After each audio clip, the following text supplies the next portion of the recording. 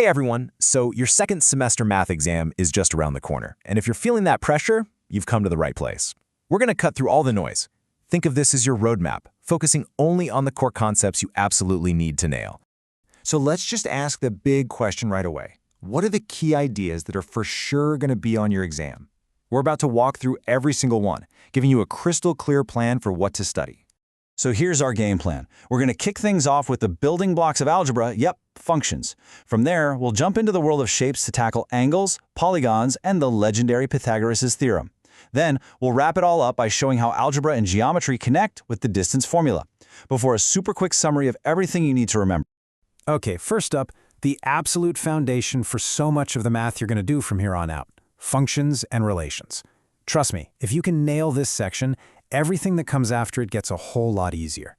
Let's start with the absolute basics. A relation is, well, it's exactly what it sounds like, a relationship. It's any rule that connects a set of inputs, which we call X, to a set of outputs, which we call Y. Think about your phone's contact list. A name is the input, and the phone number is the output. That simple connection, that's a relation. Now, let's get the official language down. You have to know these two words, domain and range. The domain is just the complete set of all possible inputs, all the X values you can use. The range, then, is the complete set of all the possible outputs you can get, all the Y values. So super simple. Domain is your inputs, range is your output. Now this right here is the most important rule to remember. All functions are relations, but, and this is a big but, not all relations are functions. A function is a special, much stricter kind of relation. Think of it like a vending machine. You press button C4, that's one input, and you expect to get only a soda, one output.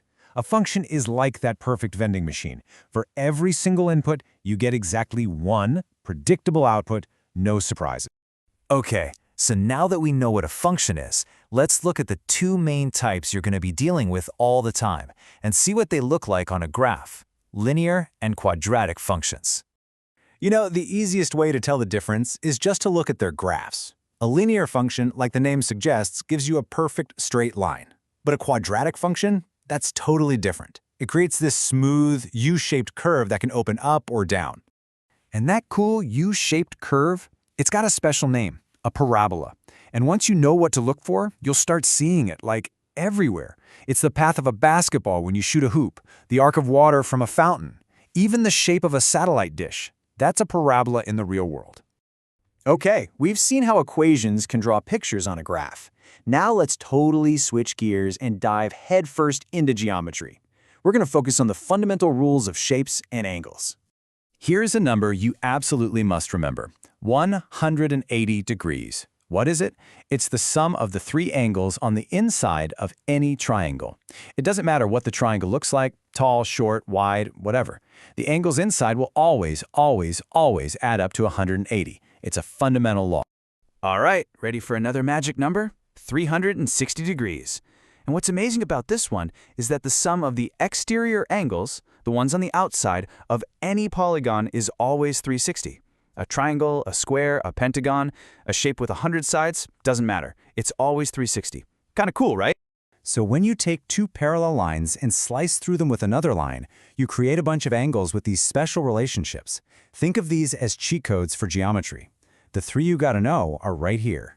Alternate interior angles are equal. They kind of make a Z shape. Corresponding angles are also equal. They make an F shape. And vertically opposite angles, the ones directly across from each other, are always equal too. Memorize these three, and you'll save yourself so much time. We have now arrived at one of the most famous, most powerful theorems in all of mathematics. This is a big one, folks. It's something you're going to use for years and years. Let's unlock the power of Pythagoras. And here it is in all its glory. For any triangle that has a perfect 90-degree angle, the formula a squared plus b squared equals c squared is always true. The most important thing to remember is that c is always the hypotenuse. That's the longest side, the one sitting directly opposite the right angle. So, how do you actually use it? It's just a simple four-step recipe. Every single time. First, find that hypotenuse. Second, write down the formula. Third, plug in the numbers for the sides you already know. And fourth, just solve for the side you don't know. Follow these steps, and you just can't go wrong. So what happens when you take the amazing Pythagorean theorem and you put it on a graph? Well, you get another incredibly useful tool, the distance formula. Now, this formula might look a little complicated, but it's really just Pythagoras in disguise. This is your secret weapon for finding the straight line distance between any 2 points on a graph. It basically uses the coordinates to figure out the horizontal distance, A, and the vertical distance, B, and then it solves for C, the direct distance you were looking for.